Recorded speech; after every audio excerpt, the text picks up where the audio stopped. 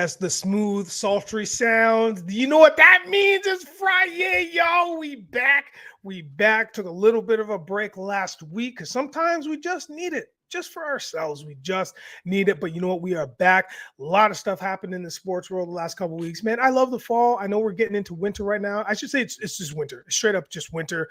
According to Cleveland, Ohio, we are going to get into that Steelers-Cleveland game very quickly. But man, I could not do this without the aid of my comrades, my brothers at arms.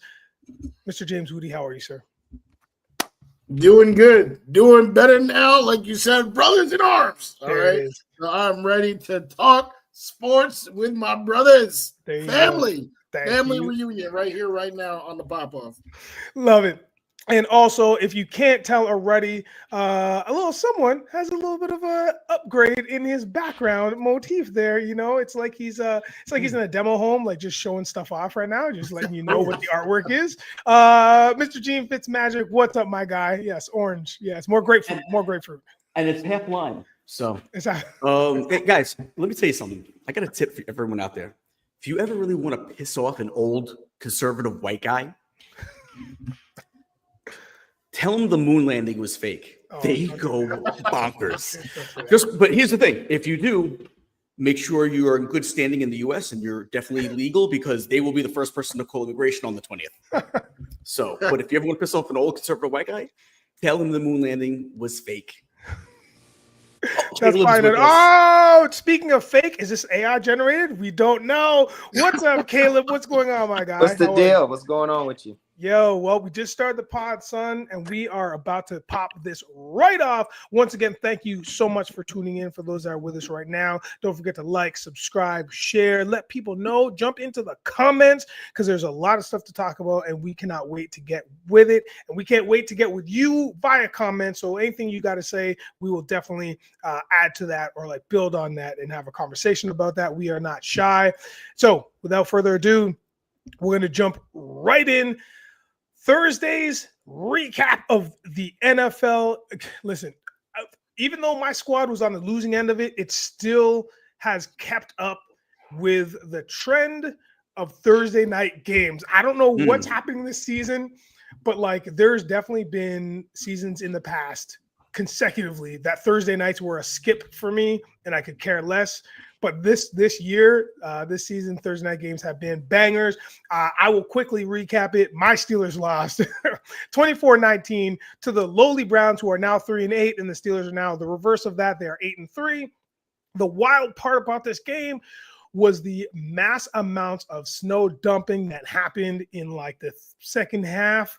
It was absolutely insane. Toronto's not that far from Cleveland. We didn't see any of it. So I don't know what's happening. It was just, it was pretty wild out there. And I will say, full disclosure, I was coming out of the movies last night. I went and saw Gladiator 2, and I came out of the movies last night. Yeah, well, that's another conversation. We'll talk about that. I came out and I saw these tweets from some people that I follow, and one person in particular, she is a Cleveland Browns fan. She's all Cleveland, and she was tweeting like, "Can people even see from the 500s?" I had no idea what she was talking about until I walked past a couple of bars on my way home, and it was just white, just the white out there. So Steelers end up losing 24-19 to the Browns. Let's jump into it. Genefitzmagic, let's go to you first. Recap. What do you think? What are your thoughts? Yeah. Are we surprised? I really feel like this is one of those games too that it's a divisional game. I'm not so surprised. Pittsburgh was going to win this one, but I'm not so surprised. You add the snow as a factor. You add in the divisional rival as a factor. And I thought there was some real suspect play calling. I didn't get the whole changing of the quarterbacks from time to time. Like if Russ is your guy, just let Russ stay as your guy, right? And the defense was a sieve on that last drive that Cleveland where they they needed to play on third down, they got it. They need so like it was if I'm a Pittsburgh Steelers fan, am I worried? No. If I'm a Cleveland Brown fan, do I feel like this is the turnaround? No. This is just one of those games late in the season that they the underdog caught their divisional rival in the crazy snow game by surprise. Gene, you took the words right out of my mouth. I'm not worried at all, and I think Cleveland shouldn't be jacked about that win. It literally is. It's an internal win. It is just like in division hype machine. Just like it builds Cleveland's ego and it crushes the Steelers' ego. It has no bearing on anything going forward, in my opinion. As this season goes, that's just the way it is. See, even the first responders agree with me. Just is what it is. And I also think, real quick before we talk to the other gents about this game, is that the switching of the quarterbacks is interesting for me. But I think at the time you're thinking, okay, if it's snow, we got one guy who can really run, who's mobile, and we have another guy who is not. Let's just see how we can mix that up. But I digress. I don't know how that really came across. Let's go to you, Caleeb. You just jumped in, so let's talk about it. And also, let me add this question in there because Gene already kind of jumped into it. Have the Steelers been exposed, or is this just a classic division fodder like you had mentioned? I think it's interdivisional play. It always happens. The good thing about the Browns is they beat the two best teams in their division, both of them. Like, that says a lot. They only got 3 wins, and 2 of them are against the Steelers and Ravens. Yeah. So it's like, think about that. And those are teams that are like, look, if you watch sports talk, those guys are like high up in the AFC side. They're saying Bills, Chiefs, Ravens, Steelers, right? Like, those are the names you hear more on the AFC side. So the Browns beat both of them, beat half of the dudes. Like, that's something. Now, the whole thing with bringing Justin Fields in, I think that was a play for, you got to run in the snow. You can't just throw the ball around, but they did still. But for the most part, in a storm like that, shit, you can't even see. You know what I mean? And it's coming in your face. I don't know how many of you, I don't know how many people have been in snow like that. You can't just look up.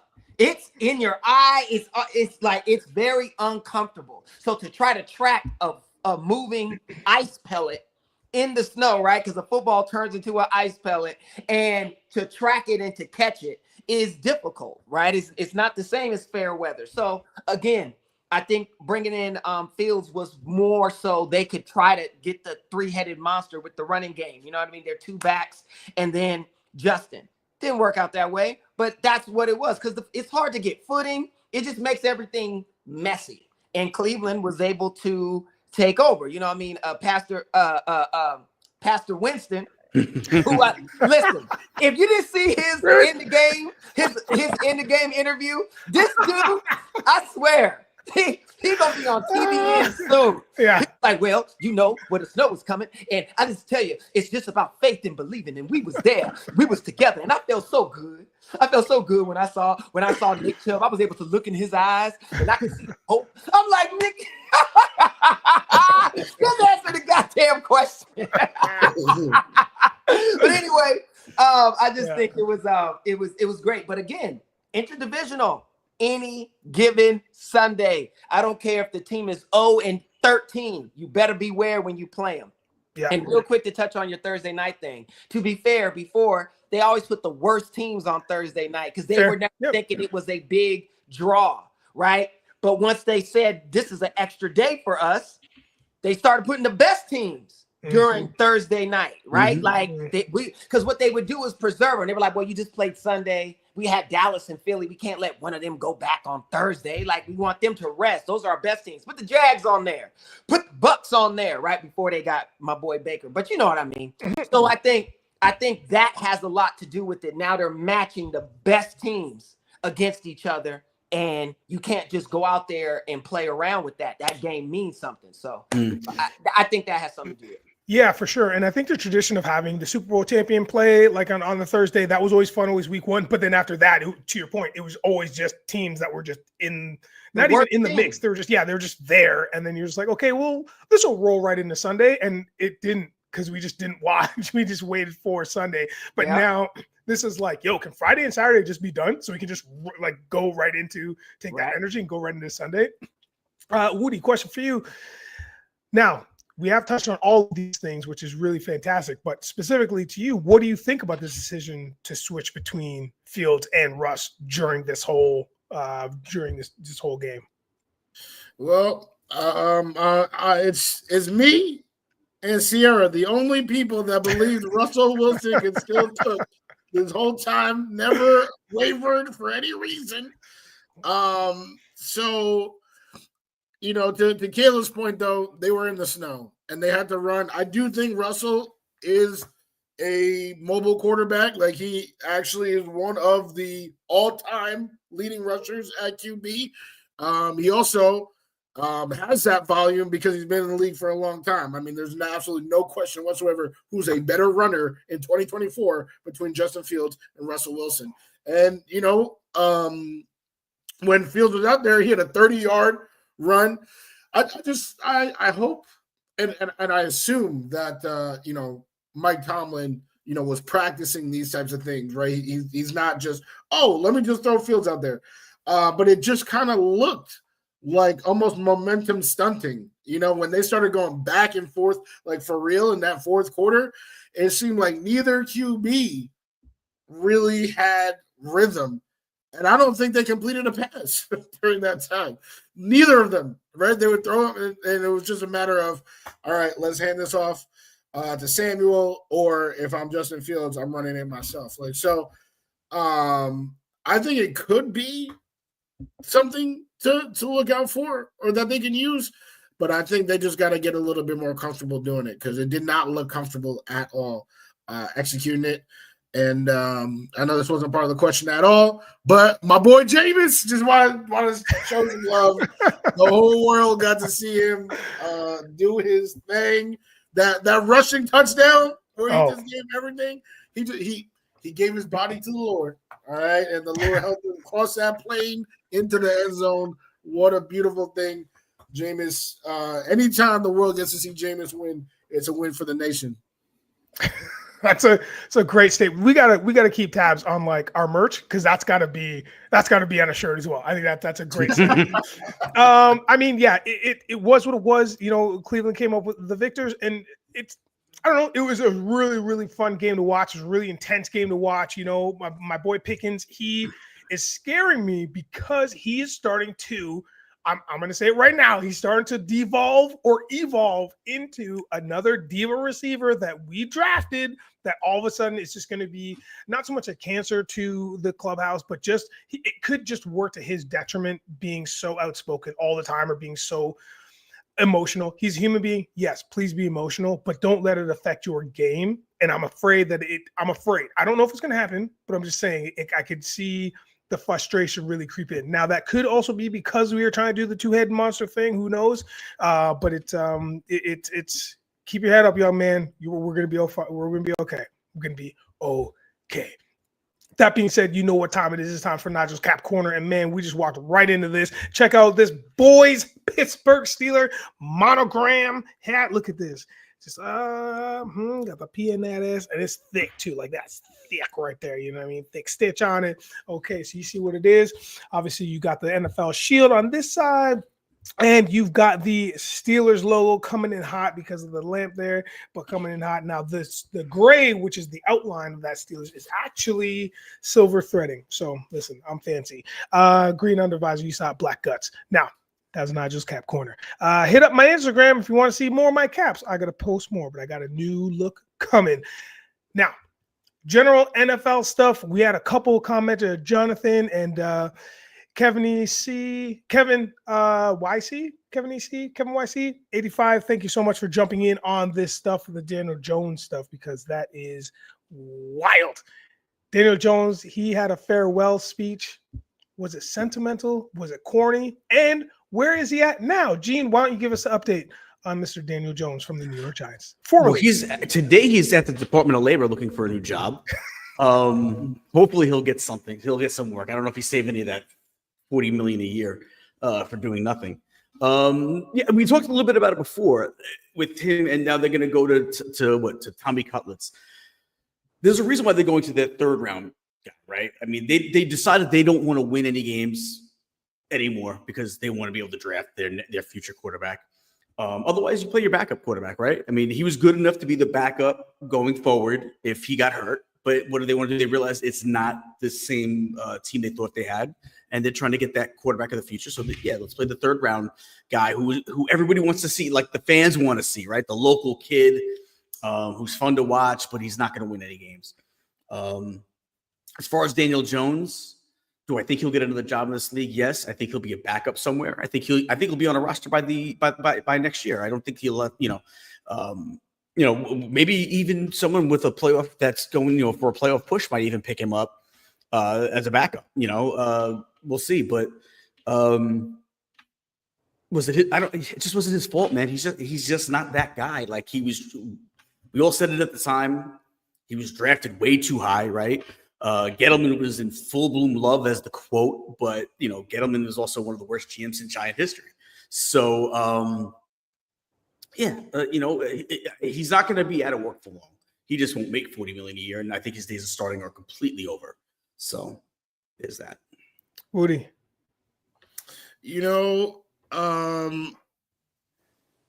For New York sports, and when I say New York, I guess I mean New Jersey because I'm talking about the Jets and the Giants. We have two people that were relieved of their duties, been in the league or been on that team for 6 years. Didn't win a lot of games. Wasn't really that good. Had some flashes. But the fan base is depressed. Depressed. Oh, my Lord. They need some Kleenex. They are depressed that this person is gone. And I'm having trouble understanding why. They should rejoice. They should be dancing in the street that Daniel, I don't even know what I was talking about. Daniel Jones is gone. That Daniel Jones is gone. I mean, this dude was one of the worst starting quarterbacks in the NFL. And he started for 6 years. 6 years. I mean, the boy didn't throw a touchdown at MetLife Stadium for almost 3 full years of play. Do you know how crazy of a stat that is? I'm a Jets fan, so I know all about quarterbacking aptitude. I know all about it. We got PhDs in that. Did not even throw one touchdown for almost 3 years. So, yeah, they should be rejoicing. I understand about the offensive line, but they've rebuilt it. It actually looks a lot better this year. You got Malik Neighbors. This is actually a really good time to put in a new young quarterback. We've seen what Brian Daboll has done for the great Josh Allen, right? Bring in another young quarterback, a piece of clay that Brian Daboll can mold. We've seen that he can already do that. You have an offensive line to protect the kid. You have Malik Neighbors, a true number one receiver. Tyrone Tracy having a hell of a season. Tyrone Tracy. Yes, you got a running back to take that pressure off. You don't have to throw 40, 50 times a game. But that's not DeVito.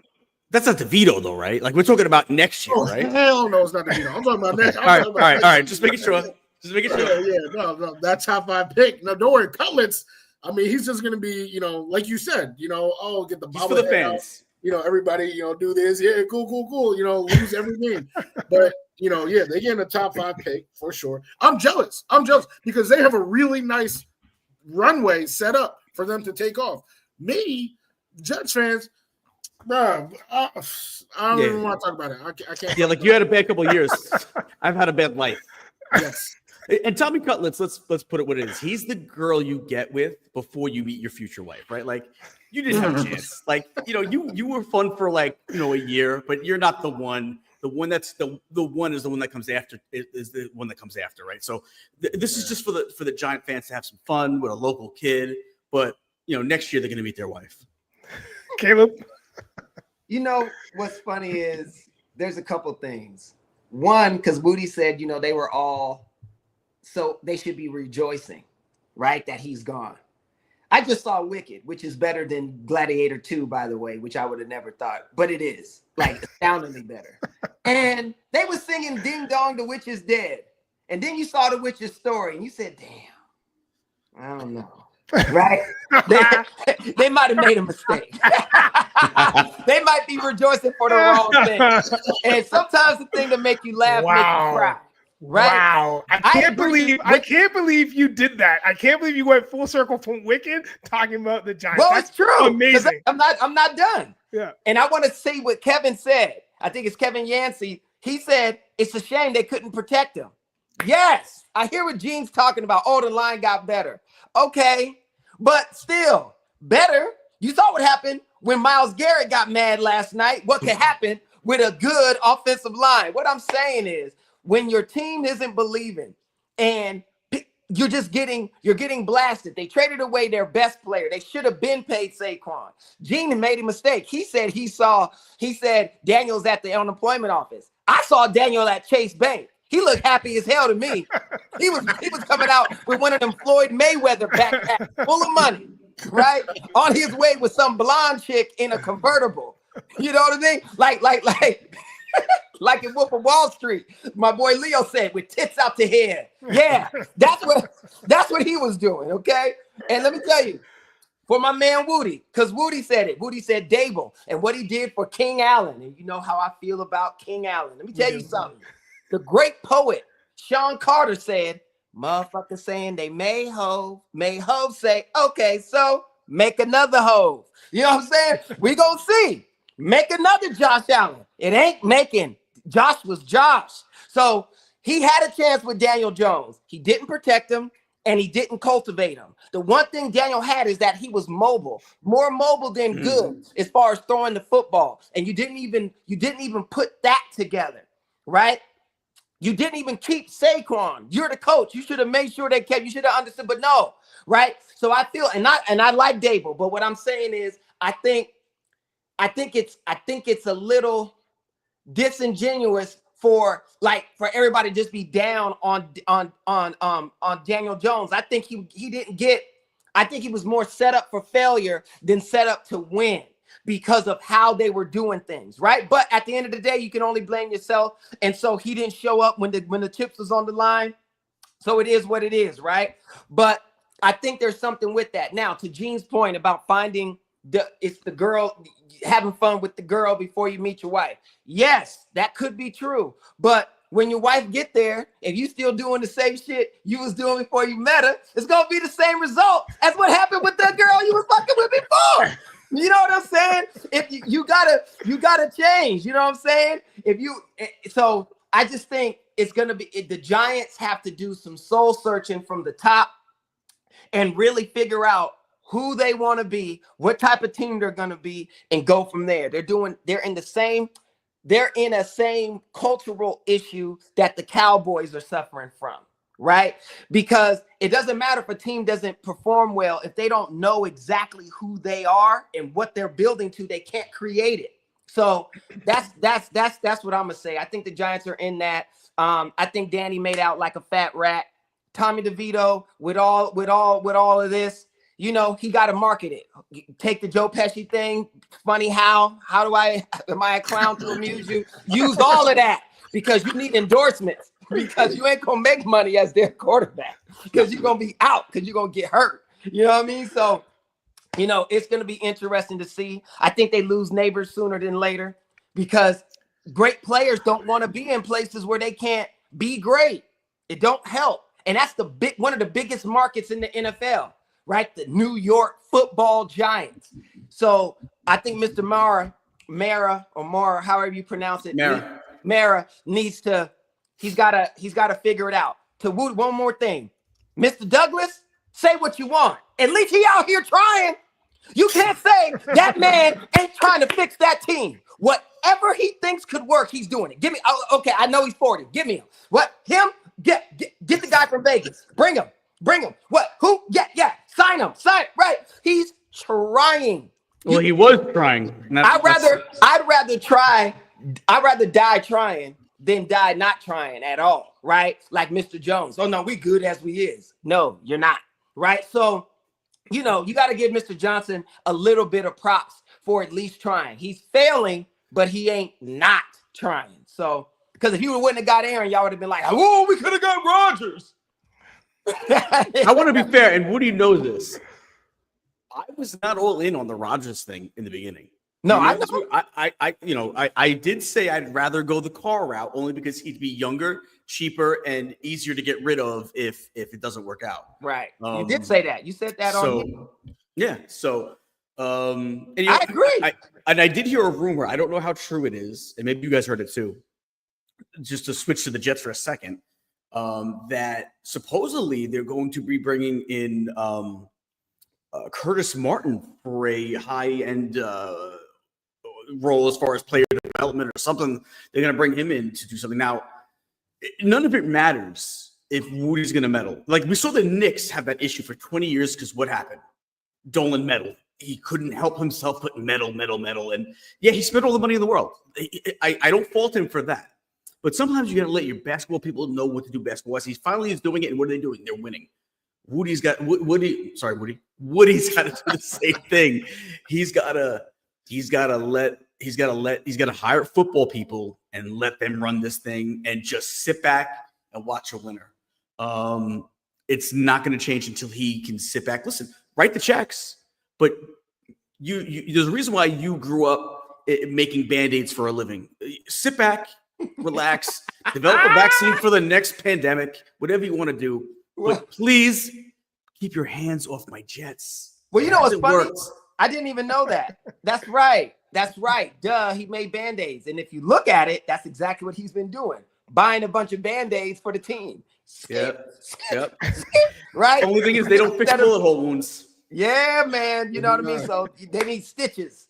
Yes. So, anyway. But yeah, man, that's what The only thing he's gotten right in the last, I don't know how long he's owned this team, is these jerseys. I like these uniforms. I think it's the only thing he's gotten right since he's bought the team. But other than that, like, hire a football guy. I don't know if Curtis Martin's the guy or not, but hire football people to make your football decisions. Hey, well, you know what? Let's just jump into some more football decisions. Speaking of the Jets, so it's perfect segue. Thank you. Now, if you're the GM of the Jets, are you keeping Aaron Rodgers in 2025, or are you looking elsewhere for a QB? Absolutely, he's gone. Is he or would you? That's two questions. That's two different questions. Is he or would you? Sure. Yeah. Oh. Is he gone or would you like? I would. You would what? I would let Aaron go. You would let him go? Yes, absolutely. Absolutely. You might get Shedeur Sanders, right? Wait, he's under contract, right? Yes. Yeah, for just one more. I thought it was 2 seasons. It might be 2 more seasons. Oh, well, if he's under, you don't want too much dead money for him. He's also, remember this, I think he counts against, if you release him, I think he still counts for like $49 million against the cap. That's what I'm saying. That's what I mean. When you cut him, yes. You have to trade him. Or he's got to decide, I don't want anymore. He's not getting traded. Ain't nobody taking him. He's too old. Yeah, no one's taking him. Hey, Brady was but Brady, but here's the difference with Brady. He was still playing definitely better than Aaron is looking right now. And everybody felt he still had a lot of gas in the tank. He did. He kept himself in incredible shape. So regardless of that, because Giselle said something different. That's all I know. But I'm just I'm just teasing. I'm just playing. I get it. Anyway, let's have another baby. But I know, right? But the point is, all I'm saying is, I just think that you would have to, as the Jets, you got to go younger. Staying old and all, it's like to compete. It's like, come on, you just find somebody in this new draft, like you said, get your new wife. You with the old lady. You been dating her, you 24, she's 73. It was like Cher and Homeboy. You know, I'm sure that's a relatable scenario. But you gotta get somebody different. You know what I mean? I think the Jets gotta do that. Come on. And I don't think Aaron is the right type for that position. If I'm GM of the Jets, I have to keep him. Okay. I have to. And here's why. There's no one like this is your best. It's the reason why the Cowboys still pay Dak Prescott, even though they know for a fact that they're not. There's nothing out there that gives you a better chance to win this next season. And for this next season, this is the last year that you have Sauce Gardner getting paid pennies on the dollar, Garrett Wilson, Breece Hall. This roster that everyone thought was a really good roster, it's going to blow up the next year in 2026. It's going to blow up because everyone's going to price themselves out. So you have one more year of this window that you thought was a Super Bowl window, and this year, the last year was blown by an Achilles. This year, Wudi fired the head coach. I don't care what anybody says. The NFL has been around for 100 years. 100 years. No team in NFL history has even made the playoffs in the same season they fired their head coach. That was a death sentence. That was Marvin Gaye's dad shooting him in the back of the head. He killed this season. He killed this season. Okay, I hear that. But to be fair, have you ever seen in the history of the NFL the quarterback push the coach off him and yell at him on national TV and then say, "Oh no, we was just joshing." It's like that was the death sentence. That was the death sentence. I told you guys, we came on the show and I said, "Hey, did you see what Aaron Rodgers did?" Y'all were like, "Oh, well, no, he had said he was in the dark retreat." And then I don't want to hear it. I know what that was. That one time to ever. You know what I'm saying? So I think that's what killed it. So it forced Woody's hand. See, you see what happened when you let the inmates run the asylum. Aaron is a quarterback. He don't need to be trying to run the team, and that's what he's secretly doing, trying to act like he's not.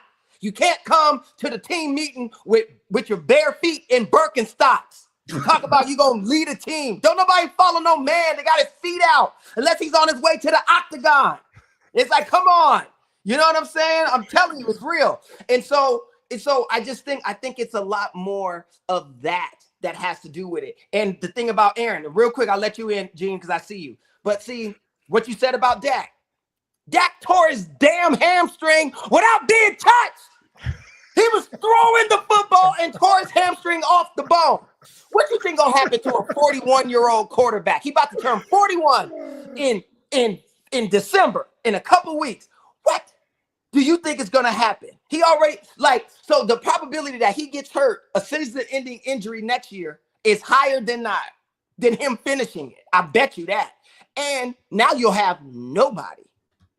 I'd say you bite the bullet now and go get somebody, go get the young boy and teach him up while he's still there. He won't like it, but it worked for Jordan Love. And Patty Mahomes, the GOAT Mahomes. Bang, bang. This is bang, where, bang. this is where I still wouldn't be there. Like if they draft, I would. That's what I want to do. I want to draft somebody, the successor, and have Aaron play. Right, but you said that you didn't want Aaron on the team. Just saying, you said would I? So I was answering the would I. I know the GM is not going to do that, of course not, or he's fired. Then I get that because it's a bad business decision. But I personally would bite the bullet, right? And unless it's too much dead money, because then it don't make no damn sense. Yeah, it's a lot of dead money though. So if it's a lot of dead money, you're stuck. So now you got to do it. And so tank the season. And go get you that young boy and bring him in and put him right behind Aaron. He could be mad all he wants to. Just be like, hey, go to all the birthday, go to all his dark, go with his ass. Just learn from him. You know what I'm saying? So you guys are kind of right. Here's what I would do. You already got a young kid that you drafted out of Florida State. Now, whether or not he's the guy, I don't know.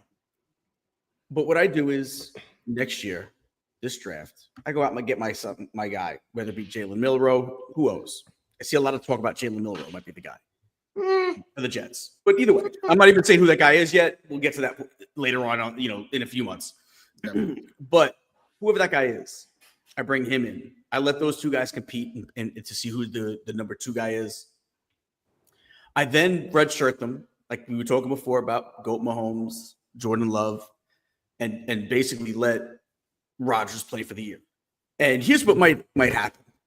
If Rodgers gets off to a 2-5 start next year, you're going to have Wudi Johnson. I keep saying Wudi Johnson. My bad. Wudi Johnson. Wudi, it's totally not. You're going to let it slide. It was great. It's not even on purpose. You know what's going to happen. You're going to have Wudi Johnson in the GM and the coach's ear, whoever that might be next year, saying, we got to put the kid in. We got to put the kid in. And what you need to do as the coach and the GM is say, Mr. Johnson, we appreciate your input, but go worry about first aid stuff. Don't worry about this Jet team. We're going to start him next year. The same system that worked for Jordan Love, the same system that worked for Aaron Rodgers 15 years ago, the same system that worked for Patrick Mahomes. We are not going to start a new quarterback unless he gets hurt until next year. we're going to let these two kids sit behind Aaron Rodgers all year. All year. I might even pick up another guy just in case he does get hurt and not play those two kids. But we're not starting still under contract for next year. So there you go. There you go. I might even, what? Tyrod Taylor, I might even bench Rodgers and put Tyrod Taylor in at times. But I don't let those two kids play no matter how much the fans are calling for it, because they'll call for it in the stadium. The owner is going to call for it. You don't bite. You do not bite that bullet. You do not come under that pressure. You take that on the chin and you wait till the following year and you start the best guy you have out of those two guys and maybe trade the other one for some picks. But you keep those two guys, the guy they drafted last year from Florida State, I'm blanking on his name, Jordan Travis, and whoever you draft this year. And then and here's another reason why. You're going to need to pay the Breece Halls, the Garrett Wilsons, the Sauce Gardner. You're going to need to pay these kids. So you need to start that quarterback clock all over again. So you need to have a rookie quarterback in order to be able to do that. So that's why I don't start another quarterback. It's going to be Rodgers until the following year. And then we put the new kid in with a team that now is getting paid. If I can only keep one out of those three, I used to think it was Sauce Gardner. I'm starting to think maybe it might be Garrett Wilson for me. But now you can pay those other guys because you restart that quarterback clock. You're not going to pay $50 million or plus for a quarterback. You put that rookie in and then you go from there. As we've seen, that works. That system works. Let's go with that system. I don't want to hear anything from Johnson. I don't want to hear, listen, I'm a fan, but I don't want to hear it from in the stadium about putting the kid in. Those are idiot fans. We stay with the system that has worked in so many other places, and we don't start another kid until the following year. I get that. Yeah, that makes sense, man. Because listen, look at all these, and we're gonna get into this banter a little later. But look at all these, rookie QBs or even sophomore QBs now. And I don't want to put I don't want to say they're the man or they're the guy. I don't want to put those labels on them because I think that adds an unnecessary pressure. Because then you're starting to talk about kind of franchise, QBs. Mm-hmm. You're starting to talk about future. When it's like let them take a couple snaps first, and then we'll go from there. But to your point, Gene, I think it's right. I think it's accurate. I think it is the new system, the new way to do things is like groom them for a season. If you have to lose a season, quote unquote, lose a season, maybe you do to get a better dividend in the outcome for the next season. You know what I mean? Sometimes that's just the way it is. And I think organizations like the Jets, they can afford to do that right now, ish. Because I know people like Breeze and Sauce and all those other cats, they're itching to go a little bit forward and take the organization to another level. But I think sometimes you got to take your lumps before, you got to pull them punches. Shout out to Tyson. All right, now what we're going to do is we're going to jump in to the 10-1 Chiefs. 9-1 Chiefs, right? 9-1? Yeah, 9-1. 9-1 Chiefs right now, man. And now they play Carolina this weekend. I mean, I don't want to be that guy, but okay, 10-1 Chiefs, right? Now, that kind of looks very similar to what the Eagles did last year. Am I right? Am I wrong? So, I mean, are the Chiefs now going to end up just replicating that kind of 10-1 and go forward? Are they going to end up finishing with like 3 losses, 4 like they have in previous seasons? How's that going to work out? Caleeb, what are you thinking? I think I have a faint idea of their remaining schedule, or if you could pull it up and like just see what it is. But they're not going to do what the Eagles did last year. Yeah. Okay, that is impossible with GOAT Mahomes as your quarterback. That's not happening. They're not going to lose 6 of their remaining 7 games, okay, and get blown out in a playoff a game, right? That's not happening. So I highly doubt that. Who do they have left? They have the Panthers, Raiders, Chargers, Browns, Texans, Steelers, Broncos. Oh, they'll even if they went half and half, let's just say they're fine. They could end with 5 losses. It doesn't. See, here's the thing about the Chiefs they've already proven they can go to your stadium and beat you. Yeah. It doesn't matter. They can beat you in Baltimore. They can beat you in what's Buffalo Stadium. Doesn't matter. In Buffalo, right? They went there and beat Josh Allen. They went there and beat Lamar Jackson. What are we talking about? Mahomes don't care where he whooping your ass. He whooping your ass where he finds you. It's like my mom said, where you show out is where you get toe out, right? That's right. Like, it don't matter where we at. I'm whooping your ass there. It don't matter. So and he probably likes on the road because he likes to go in with them chipper in his ear, makes him hype. You know what I mean? Like, come on, man. So I don't think it matters what happens. They're getting in.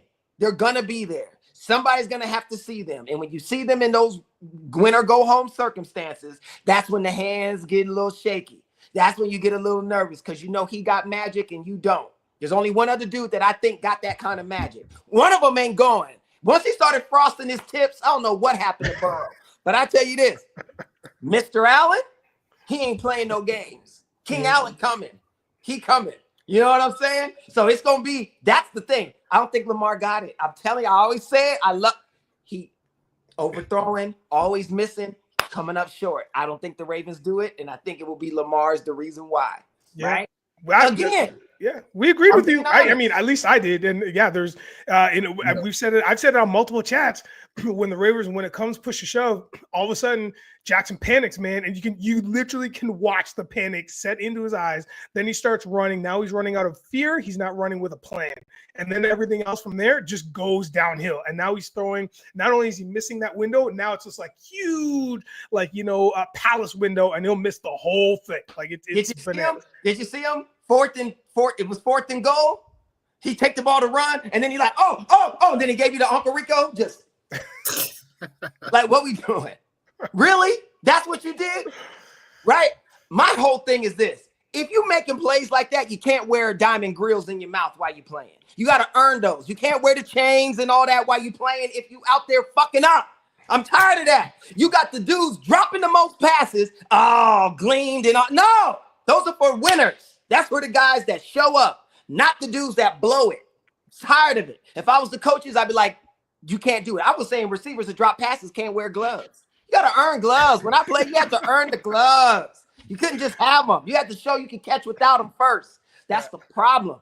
Everybody getting their money and and getting shit that they ain't really earned. I'm not saying Lamar didn't earn his money, but I'm saying, come on, brother. It's a little too, you got all these diamonds and everything, but your ass Uncle Rico and on fourth down. You supposed to show up then. Jordan, because people say, oh, Jordan was an asshole. Yep. But when it was 3 seconds left, he like this. Nothing but net. And you over here, oh, sorry, coach, you know how to do it. I don't want to hear that, man. You know what I'm saying? It's infuriating. It really makes me mad. Like, I don't like that stuff. You can be flashy when you do it. You know what I mean? That's why people hate Dion, because he was flashy and did it. All the time, too. All the time. And let you know it. That's why they hate him. Yeah. You know what I mean? So I'm tired of that. I want to see dudes show up. If you show up, be as flashy as you want. Wudi, think the Chiefs are going to show up? Real quick, let me just be a bulletproof vest because this guy called it stray. I'm not even a big fan of him. But like Joe Burrow deserves zero blame. That is straight. Don't stop it. Are you for real? Sit back down and let me tell you why Joe Burrow deserves zero blame. The dude leads the league in every single passing metric there is. Passing yards, passing TD, like literally everything. His defense, there's nothing he can do. He gets a 2-minute drill, right? And then somehow the defense still gives up, a field goal. Joe Burrow's been balling out this year. No, listen, okay. To all fairness, I apologize to Mr. Burrow because you're right. He has been balling. I just don't like frosted tips. It feels like an anklet or like a toe ring. You know what I mean? It's like, come on, brother. Seriously. Come on. Fair enough. No, I'm definitely not a fan of his fashion sense, but he's a baller. He's a baller. Listen, imagine if the Bengals would never, but just imagine if he was on the market. Man, my God. Yes. Oh my God. Bro. Woody Johnson better start calling. Shout out to Project Nerd HQ. What's up, man? What up, Hector? Yeah. Yes. But no, I think the Chiefs. I see reasons why, like people would say that. Right, they've only won 1-score games.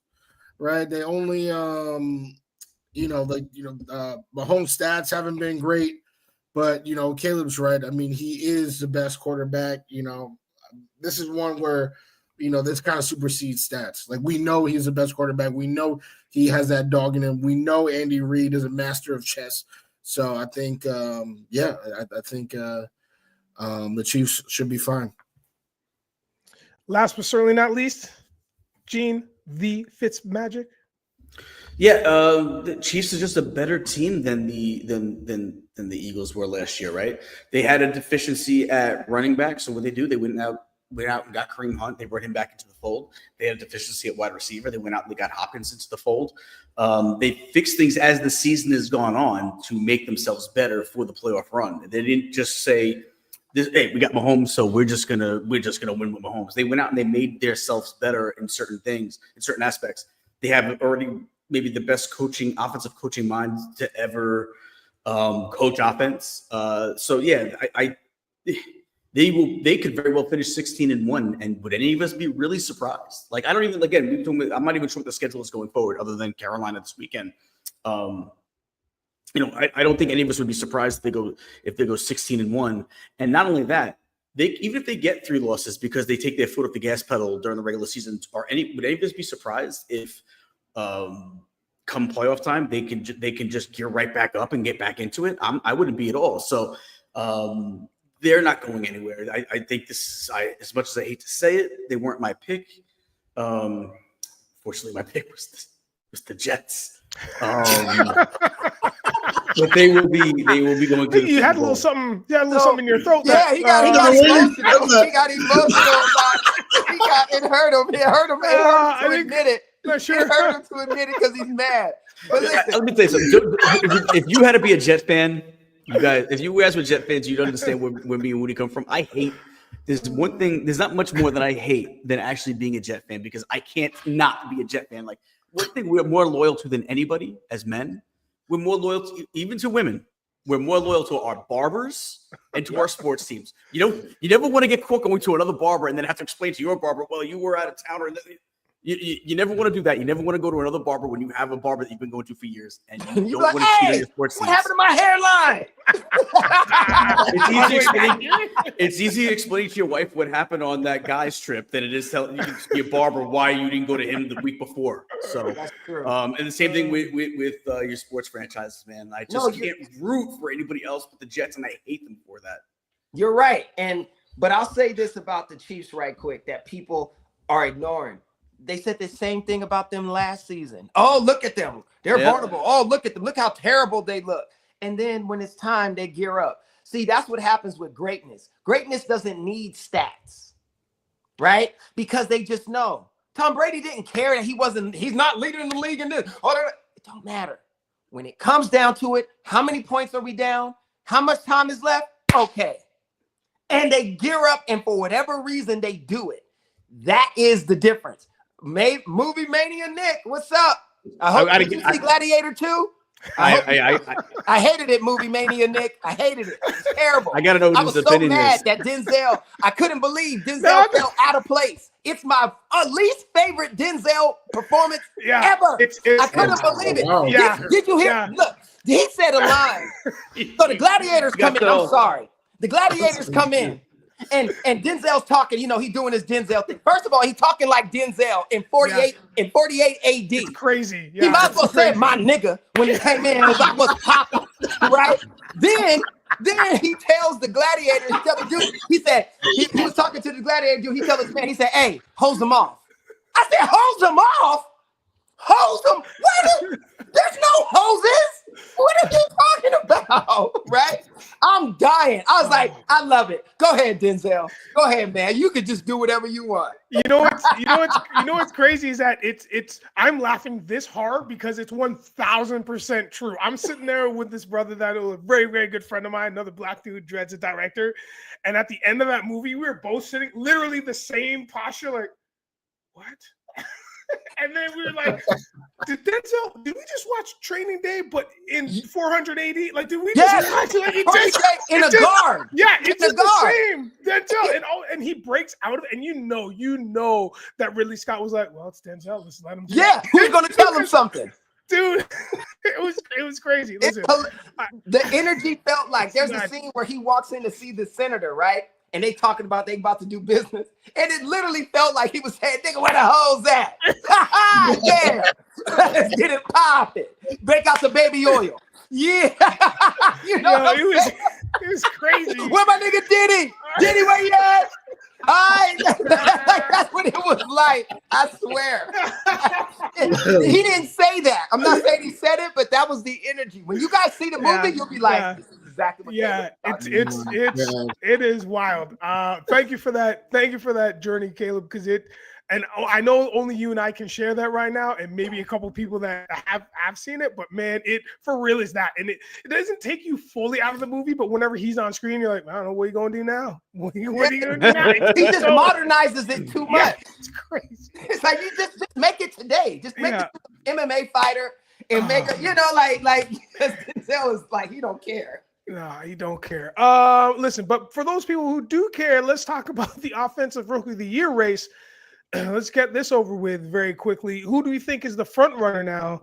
Because there's a little bit of a change, in my opinion. I'm going to give you guys that info at the after you guys talk it out. But let's talk very quickly.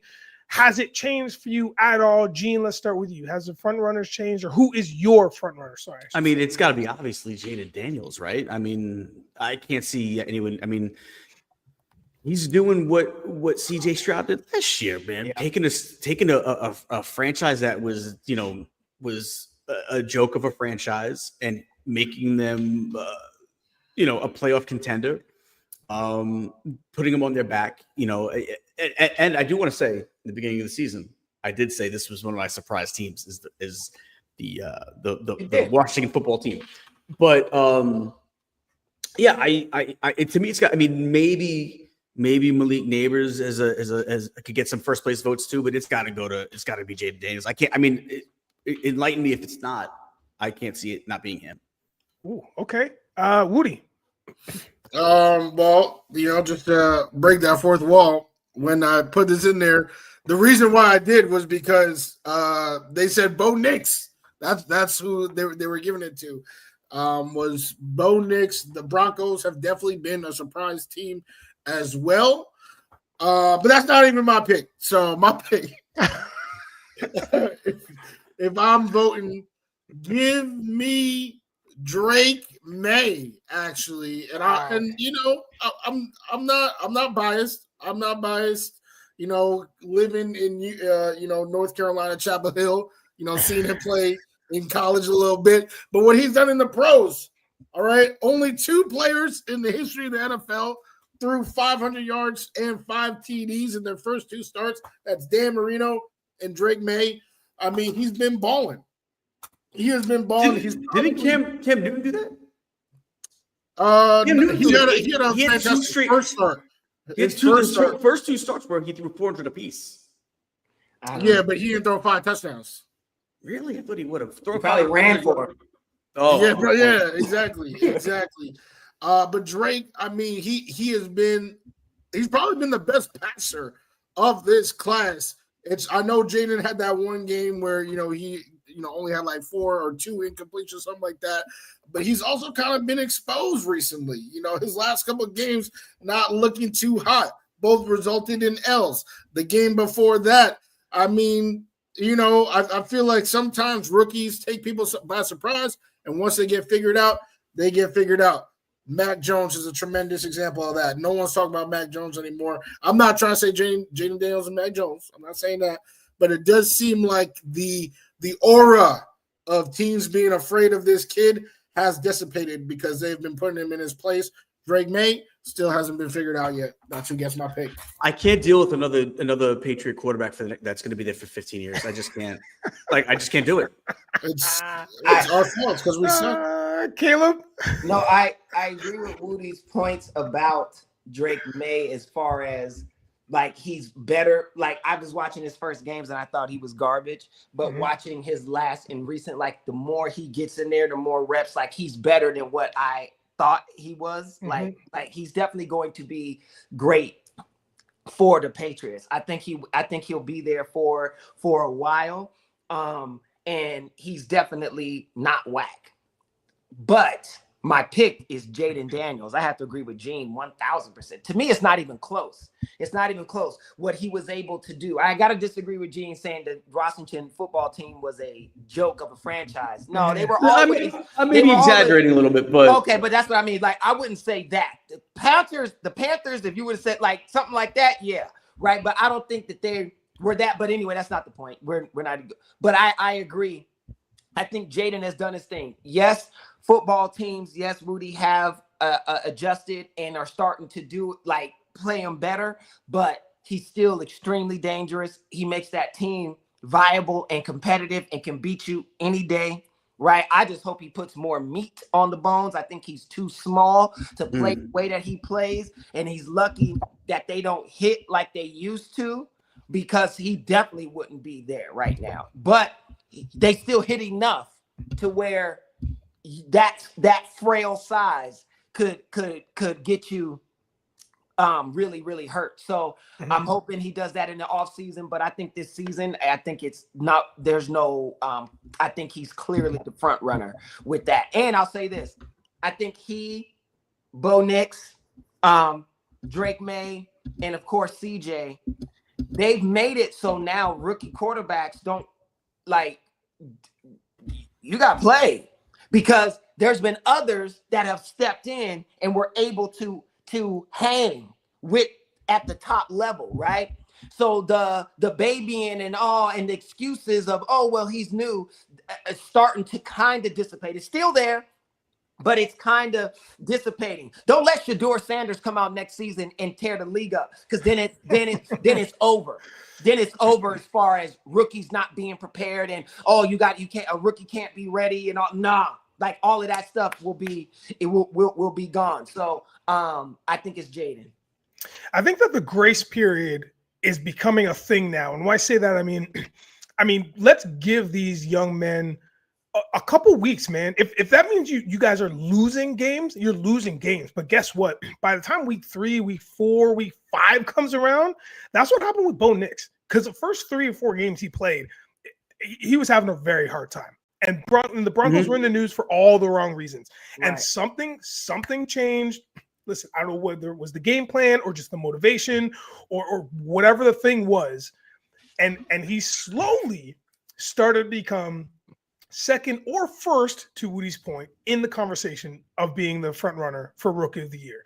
Whether that pans out in the end, it doesn't really matter. What matters is that he's now taking this Broncos franchise that looked like it was gonna start tanking hard for the next couple of seasons. He now propelled them to a better state of mind. The fans are on board, front office is on board, and the rest of the squad is on board.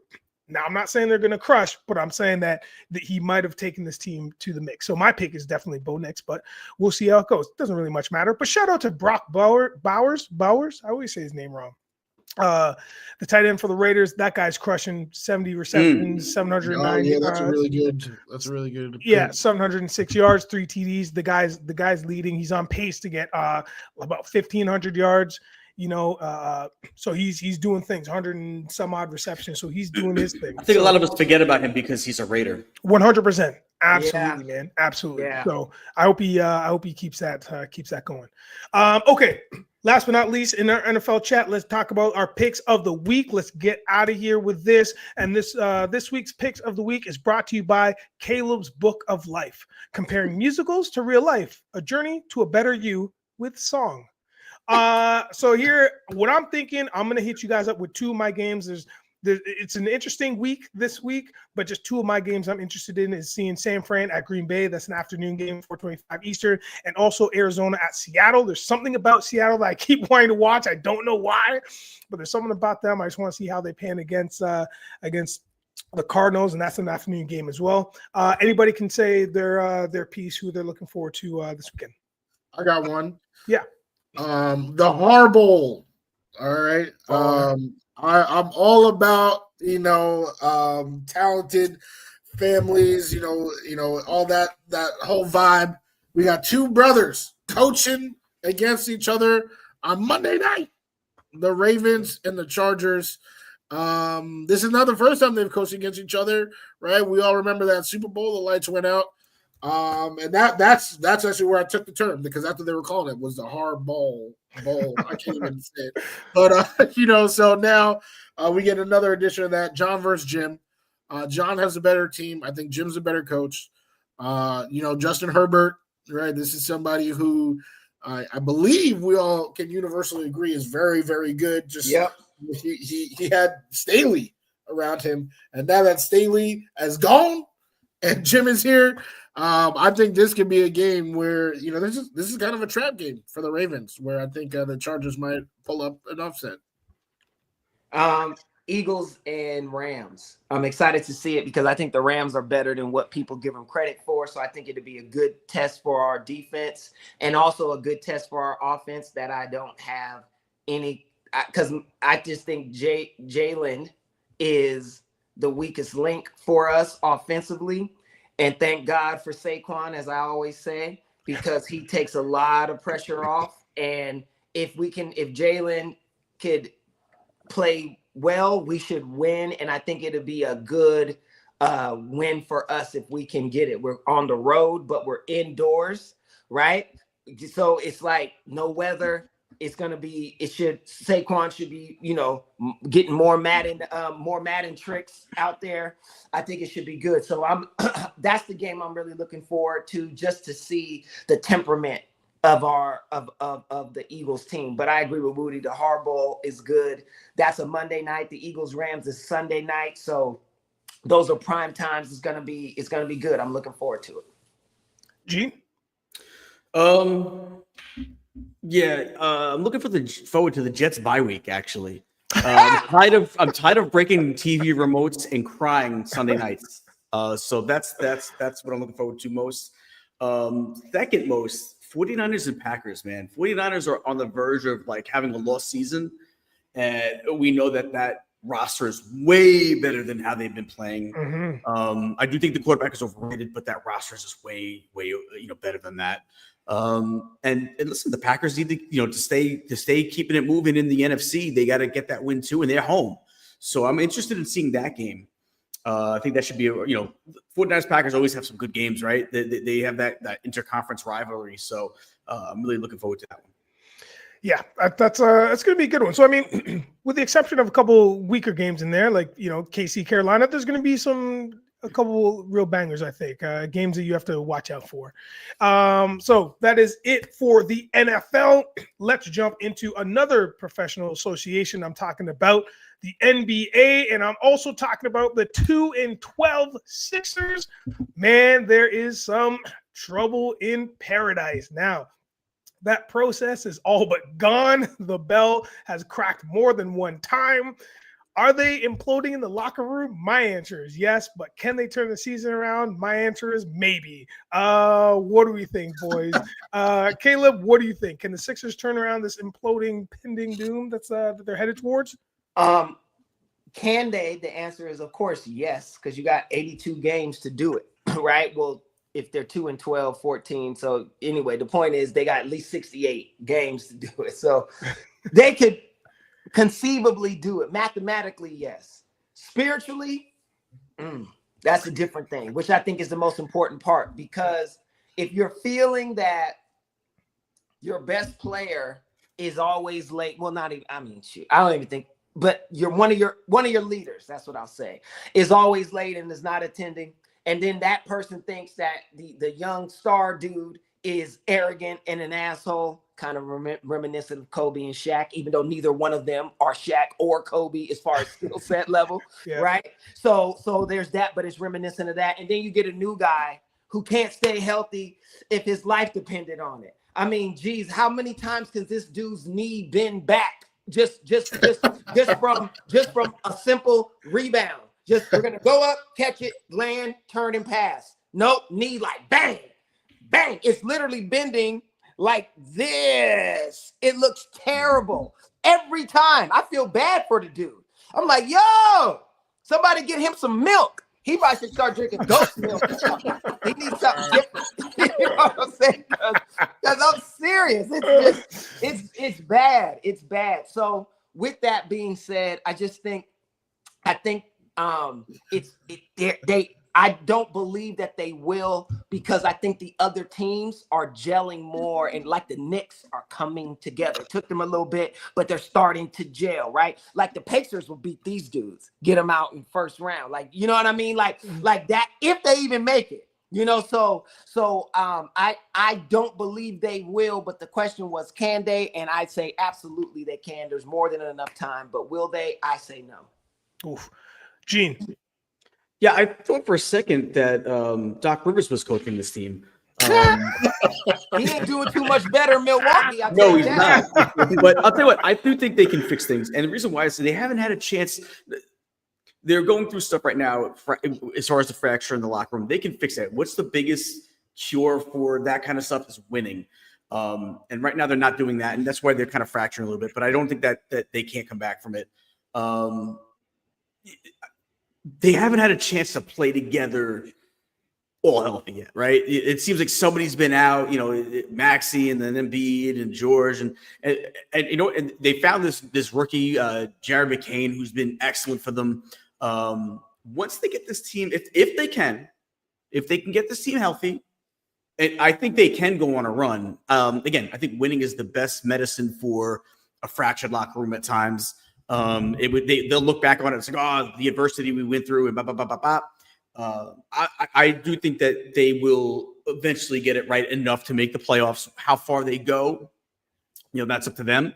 But if they can get healthy, I think they can fix things to make the playoffs. Like I said, they just found another weapon in McCain that they can now add to the mix, makes them deeper.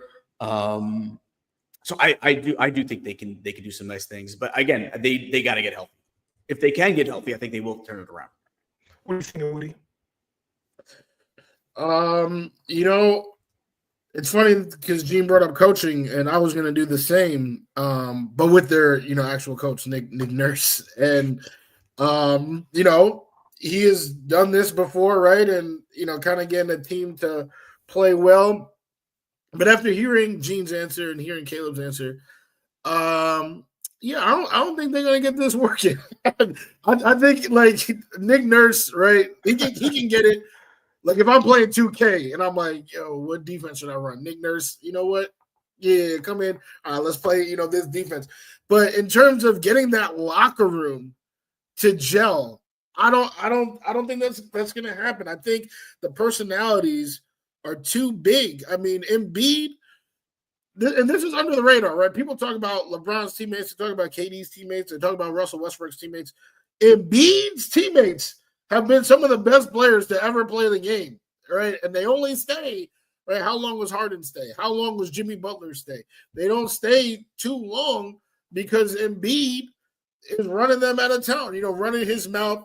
And now he's having issues with the newest star. Tyrese Maxey has elevated himself to be, a really good player. And immediately Embiid is clashing. That is what he has done time and time again, is clashing with these people. Paul George, he's not taking it as serious because I don't think he's taking his career as serious. He's getting paid so much money, and yet his biggest thing is, hey, Podcast Pete, Paul George, I'm out here going to interview my friends and talk about the game. I don't think he's fully into it. So I just think their mentals are all off. And Caleb always talks about the human element. I tried my best to echo, but it's not the same as the original. I know that.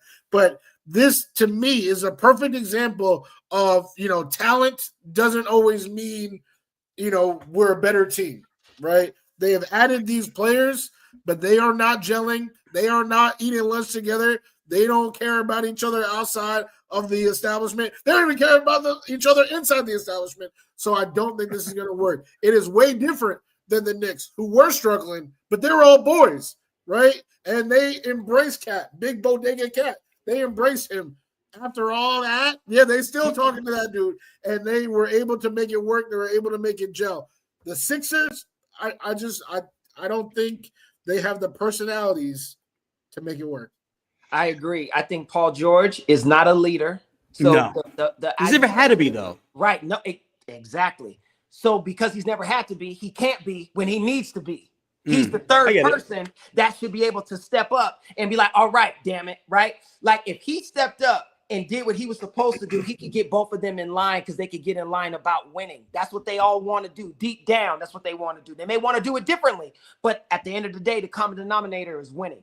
The problem, I agree with Wudi, Embiid, he wants to be the one, right? There can only be one, and that's me, right? Okay, but if you're going to be the one, what Maxey is saying, be that. And show that by being the guy that's first in, last to go. That's what leaders do. And B says, no, leaders do what they want when they want. So there's a philosophy about life that's different between the two. Embiid's a dog because he came from Africa and made it all the way to the league. It wasn't just built because he's tall. There's a lot of tall niggas from Africa, right? He's there, right? No, I'm serious. Like there's something about him. They just gotta find that thing. My dad used to always say, rest in peace, he would always tell me, son, everybody can't be a star. Somebody got to clap, right? And what he meant is at times, you got to play, you got to clap. You got to be the second fiddle for the one that's the star right now. Don't worry, you'll get your shot. And they need to be reciprocating of that when it's time, right? So that's they haven't figured out how to be a group. In one of my favorite movies of all time, and Nigel loves when I bring up movies, but I always do just to help communicate a point. One of my favorite movies of all time, I don't know if y'all seen, it's called The 5 Heartbeats. Oh, yeah. There was a scene where there was a new lead singer named Flash. And he came in with this love song called Just In Case. And there was an old member of the group. His name was JT. He was Duck's brother. And JT was the ladies' man. He was mad because Flash taking all the ladies. But tonight, he ain't getting them. And Flash came out to sing. He picked the girl and started singing, and JT cut right in and hit the notes all in his face. It just ruined the whole thing, right? You can't do the same thing. You can't be two people can't be the lead singer. Somebody got to play the bass. Somebody got to play the drums. Somebody got to be lead guitar. And somebody got to sing. And that's what the Sixers have not put together yet. Once they do, they'll be able to do it. And I don't believe they can, because here's the issue. They've already had a doctor. Now they got a nurse. What they need is a goddamn surgeon or a paramedic. They need something else to get in there and put these pieces together and make it work. That's all I'm saying. That's all I'm saying. Well, that's all there is to say. I can't segue into anything else other than that. I mean, listen, your point's made. Your point's made, Gene. I was just going to say, and to show you how Philly's even feeling about it, if you want to go to that game tonight on Vivid Seats, you can get in for as low as $13. $13 for a 76er game. Pretty much the price of a Big Mac meal. You can't even get a cheesesteak for that in Philly. That's what I'm saying. So, like, USD. Philly's even kind of like, yeah, we're taking the night off. So, and it's a Friday night. You figure that's a good game. Hey, let's go to, Friday night. You want to go to go to a game. Yeah, you can get it for $13. So. I might fly to Philly tonight just for the game. You know what? Adam Silver has made some changes. I don't know if you guys heard about this. Nosferatu has made some changes. That movie's coming out soon too. Also, I should remind you that you are listening to The Pop Off. Right now, this has been one of my favorite Fridays, and if it's been one of yours, make sure to like, subscribe, share, tell all your people, because we are having the bestest time. We are on the run out of the show talking about some NBA deals, and what I want to talk about was Adam Silver's new deal with the NBA. He wants to propose a new all-star format with 4 teams. And so the 3 teams will be made up of all-stars. They probably do the picking and choosing just like they have in in the past. And then the most recent iterations of the NBA All-Star game. But the 4th team will be made up of rising stars, the rising stars that won the Rising Stars tournament that would also be comprised of 4 teams. So there it gives you your 4 teams for your All-Star game. The first, and then the tournament goes to 40. Those first teams are those teams that win. The 40 get up to 40 points and they win. They play in the championship game, and that championship game goes up to 25. Now, is this propaganda? Is this going to be the same type of hype that we're getting with the NBA Cup? The NBA Cup presented by Emirates. Is that that's where it goes? That's where it goes. How are we feeling about that, Wudi? Let's start with you. I hate it. And I'm kind of like an old soul, so there's to a part, right, to an extent, it's like, grumpy old man, keep things the way that they used to be, all that type of stuff. But let's take a step back. the only reason why Adam Silver is doing this is because the All-Star weekend or All-Star game, actually specifically, is a joke, right? No one takes it seriously, right? The fans don't take it seriously. The players don't take it seriously. So Adam Silver's response to that is just to overcomplicate and convolute the concept of the All-Star game. All you have to do is make the players care. That's all. If the players care, the fans will care. It's simple as that. And I was just talking to my brother about this the other day because we were talking about Wizards Jordan for some reason. And, he wasn't actually that bad. But the 2003 All-Star game, which isn't even like, I'm not even talking about the 80s right now. 2000, that's this century, right? Double overtime game where Wizards Jordan had a turnaround fadeaway over Sean Marion to send the game into double OT. Like that's a memory that stuck with me. That's only 20 years later. There is not anything that I can tell you from the last 10 years of All-Star play because it's all been nothing. It's all been garbage. If you make the players care, like how they cared, they wanted to go against the GOAT Jordan back then and all the years before that. They just cared because that was in their DNA. But now the NBA is full of TikTokers. They're all friends. They're all this. They're doing podcasts. All right, cool. Well, make them care. Make them care. This adding more teams is not going to make nobody care. If maybe the winning team gets, 1 million TikTok subscribers. Maybe, I don't know, Adam. That's not my job. You didn't pay me. But this is not the solution to the problem of people not caring about the All-Star game. Gene? Sound the alarm because it's not very often me and Wudi agree on things, but we agree wholeheartedly. I think this is an absolute joke. I think the All-Star game's been, for the last few years, has been an absolute joke. You got to make it mean something, otherwise nobody cares. You know what the best part about All-Star Weekend and why players want to go to All-Star Weekend? It's the parties, right? It's all the parties that they have. That's the best part of All-Star Weekend, right? It's the worst game. I'd rather go back to East and West and the score be 205 to 195. But here's what you do. You want to change it up a little bit. You do what baseball did a few years ago. Maybe the winning conference gets the home court advantage in the finals. You got to do something that has a little bit of meaning to it. Again, same as Wudi. I don't know how to fix it, but this is definitely not the way. All we have right now is Adam Silver, a.k.a. Nosferatu, flicking the lights, trying to figure something out, and it's not working. I couldn't tell you how much I hate this. You want to do something fun like this? Do it in the offseason.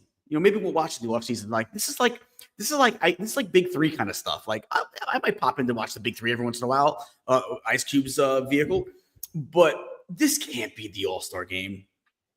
And let's face it, in every league at this time of life, all the All-Star games are garbage. Nobody cares about the baseball All-Star game. Nobody cares about the Pro Bowl. Nobody cares about the NBA. It's just what it is. It doesn't have that same spice. And the reason why, it's like Wudi said, everybody's friends right now. Give me the days where John Starks is headbutting Reggie Miller. Give me those days. I want players to hate each other. And I guess it's easy for me to say because I'm not a player. And they're saying, well, why should we hate each other? We're not gladiators. We don't fight to the death. But you know what? Fight to the death. I want to see it. I pay money to go to watch you guys. I get a say in that, don't I? If I'm paying money to watch a product, I want the product to be what I want. But at the same time, listen, make it mean something. Well, all kidding aside, make it mean something because I don't even care about the All-Star game. I might watch it a little bit. It's getting to the point where the 3-point contest and the slam dunk contest lost its luster. I remember when I was a kid, that was like we would all get together as friends at the age of like 12 and 13, and we'd all hang out at someone's house and watch that. Mm-hmm. And we were into it. And as the years have gone on, even that's lost its shine, mm-hmm. right? So make this stuff mean something, man. You gotta up what the slam dunk contest means. Maybe you'll get more stars wanting to do the slam dunk contest. Now you get guys that are in the G League coming up to do the All-Star game. You know what I'm saying? Make the slam dunk contest mean something nowadays. Make the All-Star game mean something nowadays. And by having a pickup game tournament where it's fastest to fastest to 25, that game will be over in about 45 seconds. The way they score in these All-Star games, 25, that game's over in 10 minutes. So not even. So good night. See you later, Nick. I'll go Jets. Yeah. So there's got to be a better way to do it. Like I said, maybe it's home court advantage. I don't know.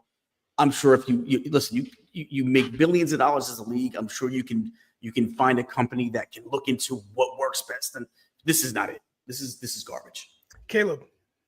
I mean, I agree with them both wholeheartedly. I think Gene's point of making it mean something is the exact same thing of Wudi saying the guys don't care.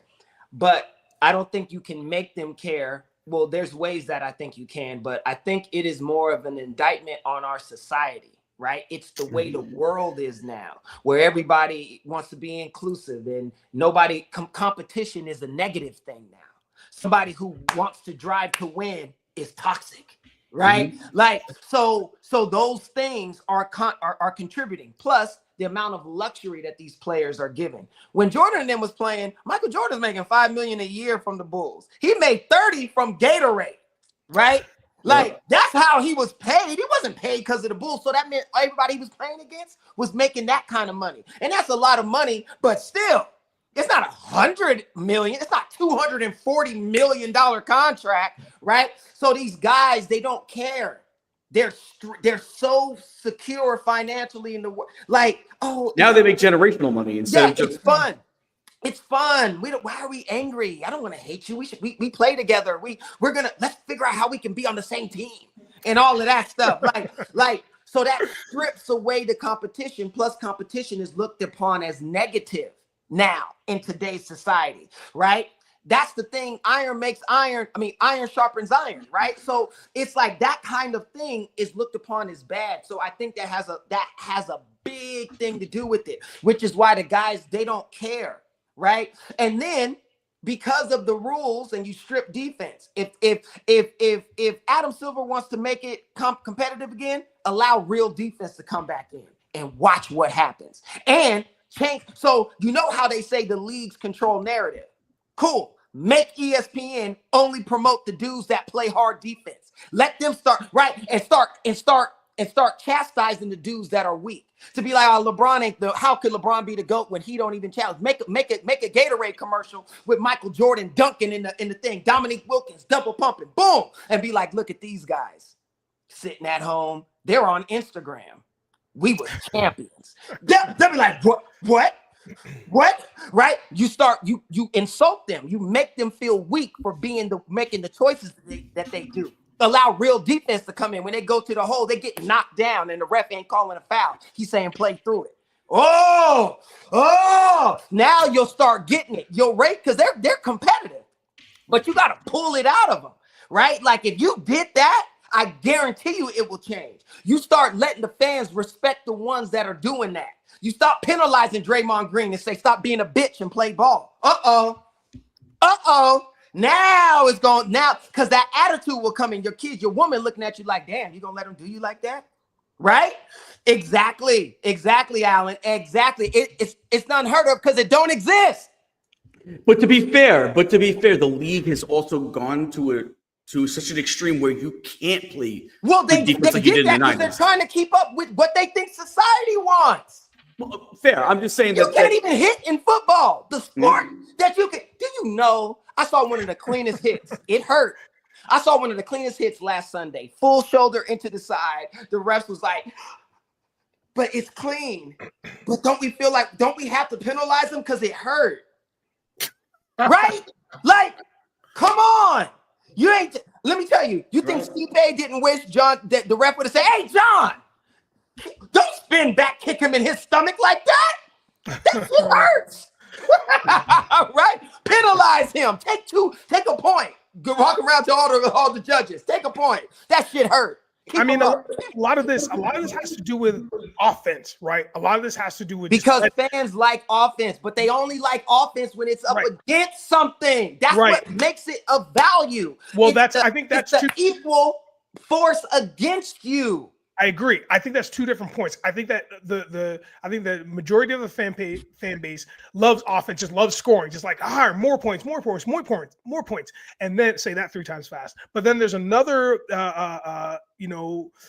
there's another piece of the pie. There's another epsilon of people, like I think that's us, that knows you need to work hard to score those points. I want to see you work for that point because it adds values and adds stakes to getting those points, which is what you're saying, Caleeb, on the back end of that thought, which is like, we know the equal force is there. I don't want to just see the score run up. We've seen it. That's what happens in all the All-Star games. We've just seen it, and it's boring as hell. You think you like it until you get it. You don't and like that's the worst. Did you?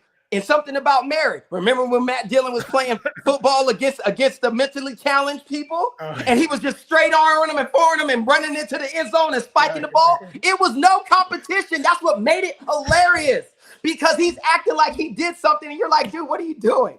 That's what it feels like. That's what I mean. It's like when you strip the defense, when they just, come on, right? Unless they can do it back to you. Power slap works because you slap me, I get to slap you.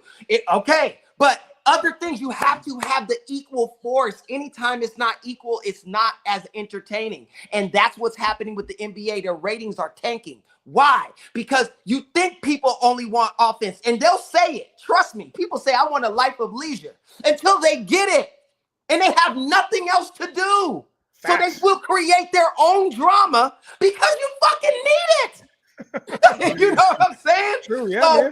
So that's what I'm saying. That's what's happening. And I think if they reverse it a little bit, I'm not saying you got to go back to Bill Laimbeer days where he could elbow Jordan in the face and bust his nose and just say, what, right? But what I mean is, you got to allow them to bring the hand check back. Allow them to push you up out, like create it. Force them to become better. You only grow based off of force. You can't get buff by lifting weight that don't challenge your muscle. Yeah, true. Hey, don't we miss the games that were like, 90 to 88? As long as it was a clean game and not a sloppy game where they missed 80% of their shots. I miss those days. I miss the 94 to 90 games. Yeah. You want those. That's what you really 100%. Want. And now it's like a pitcher's duel in baseball. If I'm getting a real pitcher's duel in baseball, not a low scoring game because they keep hitting in because it's bad base running or they keep hitting into double plays, but because it's good pitching. I want that. I want a 3-2 game, a 1-0 game where it was just good pitching, not because like I said, they kept getting caught on the base paths. Or a basketball game where it was 93 to 90, not because they missed a million shots, but because they played good defense. A 13-10 game in football where it was because there was a lot of interceptions and fumbles, but it was good defense. I miss those games, and unfortunately, we don't get them anymore. Yeah, you got your all-star, you got your best players crying to the ref. Every play in the NBA is on. You know what I mean? It's like, come on, man. You know what I mean? It's like, come on, dude. Just play the damn game, right? Yeah. That, to me, is what the problem is. And that's why the players don't care, because they're being babied. There's no reason to. They're rich beyond imagination, and there's nothing there for it. Those guys before, they wanted to compete. They wanted to say, I'm the best, and only strictly to say I'm the best. Not to have more money than you. They would like to beat Jordan, to be like, I don't care. You can have all the endorsements. Nigga, on this court, though, I'm the king. Now what? What you gonna do? Yeah, that's what they wanted. Now it's everybody want to be friendly. So, hey, there's that. And there's that great saying, to be the best, you got to beat the best. That's right. Ric Flair used to say, to be the man, you got to beat the man. There it is. Woo! We're going to move right into our last segment of the day with the last couple minutes. Let's keep this one short and tight. This segment is called Fight Night with everyone else but Nigel. You know it. You love it. This segment is brought to you today by Staged by Gene. making your Zoom backdrop pop with photos and paintings of modern and timeless still life imagery. So here's the deal, kids. I'm going to pose this question to y'all. Y'all duke it out with yourselves. You guys are on the clock, though. Let's keep these comments to about 30 seconds or less. Is John Jones the best pound-for-pound fighter in the UFC, or Islam, or Poatan? What do we got? Gene? I don't really know. Great. Wudi, I saw you lean forward anyway. I think they got the rankings right. Right now, the ranking is Islam number 1, John Jones number 2, and Poatan number 3. I think that's exactly how it goes. Islam, for what it's worth, elite chin, elite grappler, like the best grappler probably in the UFC, best cardio probably in the UFC, and is a really, really good striker. And again, with a great chin that has been tested time and time again in each of his fights. John obviously is one of the best. I mean, he is the best of all time, right? But he is, 38 now. He has a good chin, right? He has good car. He has everything is good. I get my takeout Chinese food from a place called Good Chin. Is it called this? For real? Shut up, man. But I think what separates John, right, is his IQ, right? He goes in there with a game plan, executes the plan to perfection. I just think that, what the meeting of pound for pound, if they were all the same height and weight, right, who would be the best? I am saying give me Islam over John, over Poatan. They just asked Charles Barkley that same question. If you and Shaq were both 6 feet tall, right, 6 foot flat, who would be the better basketball player? Charles Barkley was like me by a hands long, down. It would be Charles. Yeah. It's like, that's a fact. That's not even a question. That's not even a question. 100% agree. So I think Islam. Give me Islam for best pound for pound. I don't think you could really argue either any of those points. It's like those 3 guys. It's like, of course, like anybody who says it's one or the other is right. You know what I mean? Like you could make an argument, a very sound argument for people that know fighting and would say, absolutely, that makes sense, right? John's been doing it for 20 years, right? Like, of course that makes sense. Poatan has fought more people in the last 2 years than most people have fought in the UFC, right? And he's beaten everybody by knockout, right? Like, I mean, come on. And then Islam, he just systematically beats everybody. And it doesn't matter who. He KO'd Volkanovski with a leg kick. He submitted the best submitter in the history of his own division. You know what I'm saying? And Charlie Olives, who I love. Yeah. But again, so they're all, to me, it doesn't matter. I think John Jones is the GOAT. I'm looking forward to seeing him fight. I want to see him get whatever he wants. I don't care about the Tom. I would love to see the Tom Aspinall fight, but I don't care if he doesn't. He can do what he wants to do. He's elevated to that, right? If he gets Poatan, people think, oh, you can just beat Poatan. Yeah, okay, right? So all of that. But I think John had a great win. I love John Jones. I'm a big fan of all these guys. I can't wait to see them all fight. And, that's all I'll say about that. Love it. And that's all we have to say about any and all of that. That was such a great time. Thank you, everybody, for tuning in. Appreciate you from X, formerly known as Twitter, to the YouTubes, to whatever social media is your vice. We appreciate you. Thanks for liking, subscribing, and sharing. If you haven't done it, please do it again. We will be back next Friday, as far as I know. If anything, we'll hit you up and we'll let you know. Or we just won't be here. We'll be here the following Friday. Well, yeah, next Friday is Black Friday, right? What the hell is that supposed to mean? Wow, Gene. Wow. You just come back and that's what you say? Wow. I guess we prefer African-American Friday or African-Canadian Friday. Look who's back. Oh, my God. What? Ladies and gentlemen, you know why she hasn't been around much. Sierra, what is up? Oh man, her 5-5 football team is why she hasn't been around much. Wow. Baby, shots fired. Sierra, you missed a hell of a time. We're gonna need an apology from you're just offending people left and right with your insensitive comments. But I don't know. Did I not use that in other places? I thought Black Friday was a thing. No, it is. I'm just being a dummy. It's all good. I do that every chance I get, especially when it's not black people saying something like that. You should see it in story meetings. They're like, and so, the room turns black. And I'm like, whoa, African American. And they're like, it's just dumb. I just do it to be a dick. That's it. It's funny to me. And our heroes enter the room. It's quiet. And it also turns African American. We had the best time. Thank you for being here. Hey, Gene, you know what? You had your last word. You're good. Wudi, any last words? Gene, any weekend words, my man? Yeah, go. You got a nice weekend. And next weekend, you got a 4-day weekend because there's that Friday that they have after Thanksgiving. Go watch. If you haven't seen it yet, go watch yourselves part 2 of the final season of Cobra Kai. My man Caleeb. Kudos to that. Thank you. Also, if you haven't caught up with Ghosts on CBS and Paramount Plus, my man Nigel as well is in that. Make sure you guys go check those out. Mr. Wudi, what do you got? Last words, weekend words. I feel like a few times today I will think back to when Gene said that he picked the Jets in that despair, and it's gonna make me chuckle a couple times. And my kids are gonna be like, "Daddy, why are you chuckling?" And I won't have the energy to explain the whole story, but I'm looking forward to those future chuckles. So thank you, Gene. Amazing. Caleeb, weekend words, my man. All right, everybody, you know what it is. Enjoy your weekend and go fuck yourself, San Diego. If you get a chance, please see Gladiator 2 because Denzel is not from that era. My name is Nigel Downer. I'm not going to buy a hat today because you already bought a bunch, I bet.